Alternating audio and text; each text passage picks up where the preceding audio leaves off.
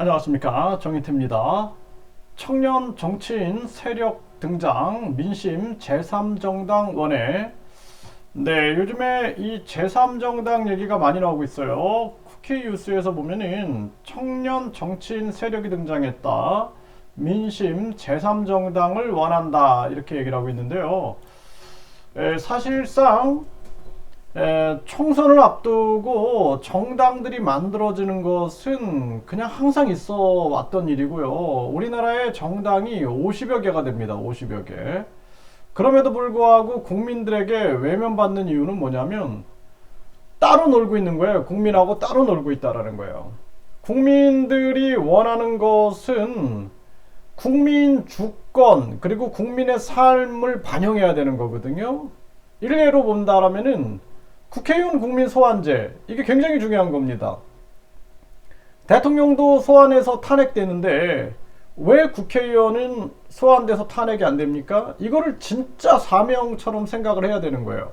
그리고 뿐만 아니라 국회의원뿐만 아니라 대통령 국민 소환제, 경찰청장 국민 소환제, 선관위 위원장, 감사원장 국민 소환제 있어야 된다라는 것입니다. 그래서 국민 소환제를 확대시켜 나가야 됩니다. 그래서 국민들이 주권을 가지고 있음을 명확하게 보여주면은 정치인들이 함부로 정치를 못하죠. 네, 그게 진짜 주권 국가거든요. 그리고 국회를 해산하는 권한이 국민에게 있어야 된다라는 거예요. 국회 해산 국민투표제, 국민 50만 명이 동의하면 국민투표에 붙여가지고 국민투표에서 과반수 찬성이 나오면 국회를 해산할 수 있어야 된다는 거예요. 또 국민투표 시민발안제, 국민 50만 명이 동의하게 되면 국민투표에 붙일 수 있는 거죠. 그 대통령 선거, 지방선거 때 국민투표를 끼워 넣게 해가지고 국민투표를 같이 해야 합니다. 그러면 이 나라가 정치 발전이 크게 일어날 거예요. 그렇지 않고 청년이 권력을 잡는다, 뭐 노인이 권력을 잡는다, 장년이 권력을 잡는다, 여성이 권력을 잡는다, 이거 의미 없어요. 청년이라고 찍지 않아요. 지금 대한민국의 시대 정신을 봤을 때는 국민 주권, 그리고 이 문제 해결, 저출산 고령화 문제 해결할 수 있느냐, 그리고 자살률 문제 해결할 수 있느냐, 그리고 서민경제 붕괴 해결할 수 있느냐, 또 중요한 거는 부정부패, 그리고 강력범죄. 이 강력범죄가 날로 늘어나고 있어요. 마약부터 시작해서.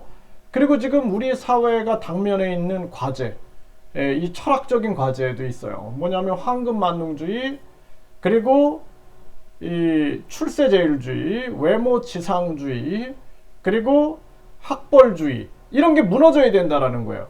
그렇지 않으면 이 사회의 모든 문제를 해결하기 어렵다라는 것입니다. 그래서 청년 정치인이 모였다고 불안해할 수 있어요. 청년만 한다? 불안합니다. 왜? 외교 안보 어떻게 할 거예요? 외교 안보. 안보는 어떻게 할 겁니까? 그래서 우리나라 같은 경우 분단국이고 그리고 휴전국이기 때문에 안보 문제, 국방 문제, 이거 굉장히 중요한 문제예요. 그리고 뿐만 아니라 중국의 시진핑이라든지 일본의 기시다라든지 미국의 바이든이라든지 이런 사람들을 대상으로, 또 저 북한의 김정은이라든지 이런 사람들을 대상으로 노련한 외교술, 노련한 국제정치 기술을 발휘해낼 수 있느냐, 이런 것도 굉장히 중요한 측면이 되는 것입니다. 이번에 윤석열 대통령 보세요. 완전히 지금 중국이나 러시아를 적대국화하고 있죠. 이웃나라를 적대국화한다라면은 우리 안보, 국방의 외교에 얼마나 큰 위험이 도사리게 됩니까?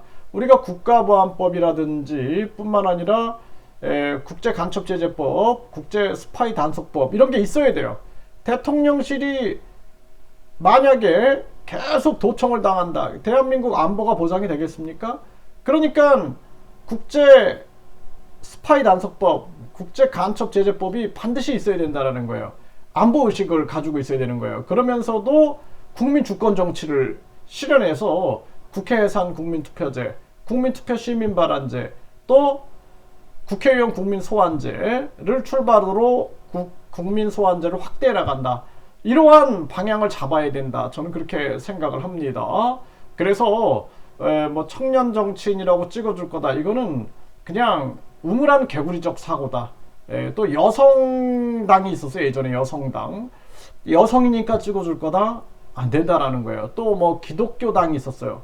기독교인이니까 찍어주겠다. 안 된다라는 거예요. 불교당이 있었어요. 또 뭐 통일교 정당도 있었습니다. 안 된다라는 것입니다.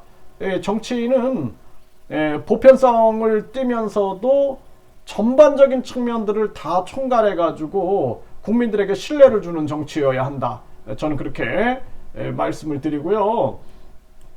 지금 우리나라가 이 조강하는 제3지대 정당 생기면 원내 교섭단체 가능하다.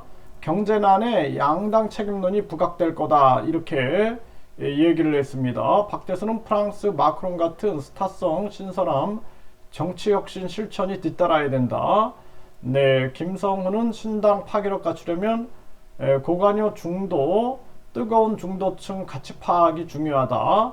또 야당 제3의 길 명확한 설명이 필요하다. 거대 양당 분화 제3당 4당 나온다면 성공할 수 있다. 이런 얘기들을 하고 있는 거죠. 그래서 이 정치권에서도 지금 제3정당이라는 이러한 부분들에 대한 의견들, 관심도가 높아지고 있는 건 사실이에요. 그래서 여야 넘는 제3정당 나온다. 내년 총선판도 바꾸나. 김종인 위원장이 저는 진짜 이 나라의 미래를 위해서 국민 주권 정치 그리고 정치 발전을 위해서 머리를 썼으면 좋겠다.